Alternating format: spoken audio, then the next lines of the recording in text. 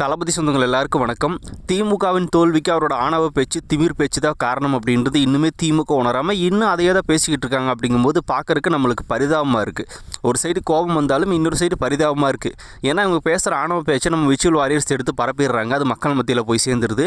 இவங்க இன்னுமே மக்கள் இப்படி தான் பேசிகிட்டு இருக்காங்களா அப்படின்ற ஒரு விஷயத்தை மக்கள் மத்தியில் புகுதிட்டோம் அப்படின்னா இந்த திமுக எக்காலத்திலும் ஆட்சிக்கே வர முடியாது அப்படின்ற வேலையை தொடர்ந்து பண்ணணும். அதுதான் நம்மளோட வேலை, முதல் வேலை. அப்படி இப்போ யார் பேசியிருக்காங்க அப்படின்னா ஆர்எஸ் பாரதி அப்படிங்கிற இவர் ரீசெண்டாக என்ன பேசியிருக்கார் அப்படின்னா விஜய் மேலே எந்த அளவுக்கு ஒரு கோபத்தில் வன்மத்தில் இருக்கார் அப்படிங்கிறத நம்மளால் புரிஞ்சுக்க முடியும். நம்ம ஆட்சி விட்டு தூக்கி வீசிட்டாரே அப்படின்னு சொல்லி பயங்கரமான டென்ஷனில் பேசுகிறாரு.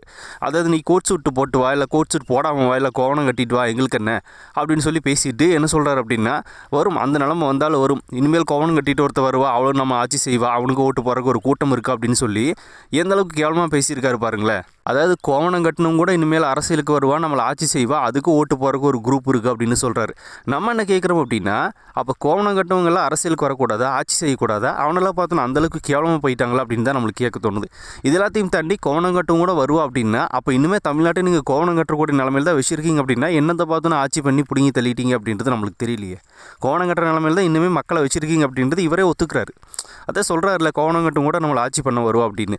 எஸ் வருவா, டெஃபினட்டாக வரத்தான் செய்வான். ஏன்னா திமுக அதிமுக தான் மாறி மாறி ஆண்டுட்டு இருந்தது. இப்போ நடுவில் பார்த்தோன்னா ரெண்டுமே தூக்கி போட்டுட்டு தாவேக்கா அப்படின்ற ஒரு கட்சி விஜய் அவர்கள் அரசியல் பண்ணிகிட்டு இருக்காரு, ஆட்சி நடத்திட்டு இருக்காருல. அதே மாதிரி ஒரு நாள் உங்கள் எல்லாரையும் தூக்கி போட்டுட்டு எளிமையான மக்கள், சாதாரண மக்கள் கூட பார்த்தோன்னா அரசியலுக்கு வந்து உங்கள் ஆளுக்கு வாய்ப்பு இருக்குது. ஏன்னா நீங்கள் தான் பார்த்தோன்னா தமிழ்நாட்டை ஆண்டுகிட்டே இருக்கணுமா, வேறு யாருமே ஆளக்கூடாதா, தமிழ்நாட்டை பட்டா போட்டு கொடுத்துட்டாங்களா அப்படின்ற ஒரு கேள்வி இந்த இடத்துல நம்ம எல்லாரும் கேட்க தான் செய்யணும். ஸோ அந்த லெவலில் கோவணம் கட்டுறவங்களை எல்லாத்தையுமே கேவலமாக பேசுகிறாரு.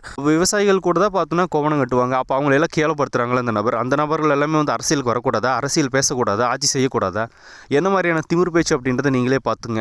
இவரே தான் வந்து கொஞ்ச நாட்களுக்கு முன்னாடி பேசியிருந்தார், திமுக தான் அவங்களுக்கு படிப்பை பிச்சையாக போட்டுச்சு, நீங்கள் படிக்கிற படிப்பு எல்லாமே திமுக போட்ட பிச்சை தான், விஜய்க்கு சம்பளத்தை கொடுத்தது கூட திமுக போட்ட பிச்சை தான் அப்படின்னு சொல்லி பேசிக்கிட்டு இருந்தார். அந்தளவுக்கு திமிர் பேச்சு. இப்பவும் பார்த்தோன்னா அதே மாதிரி திமிர் பேச்சு. விஜயை பேசுகிறதான்னு நினச்சிக்கிட்டு மக்களை பார்த்தோன்னா அதாவது கோவணம் கட்டுற எளிய மக்களை கேவலப்படுத்தி பேசிக்கிட்டு இருக்காரு. ஸோ அந்த லெவலில் தான் திமுக இன்னும் அவங்கள வச்சிருக்கு அப்படிங்கிறது இவங்களே ஒத்துக்கிறாங்க. இதில் வேறு அவனெல்லாம் வந்து நம்மளை ஆள்வா அப்படின்னு சொல்லும்போதே இவரோட திமிர் பேச்சு, ஆணவ பேச்சு தெரியுது.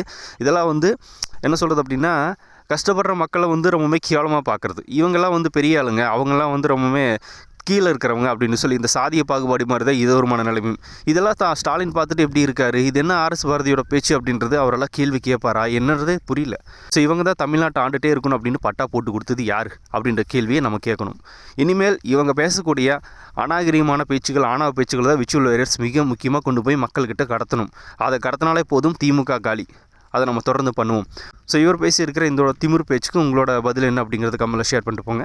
அப்படியே புதுசாக தளபதி ஃபேன்ஸ் யாராவது நம்ம சேனலை பார்த்துட்டு இருந்தால் மறக்காம சேனலை சப்ஸ்கிரைப் பண்ணி வச்சுக்கோங்க. தளபதி பற்றின அப்டேட்ஸ் அண்ட் பொலிட்டிக்கல் நியூஸ் நம்ம சேனலில் தொடர்ந்து வரும்.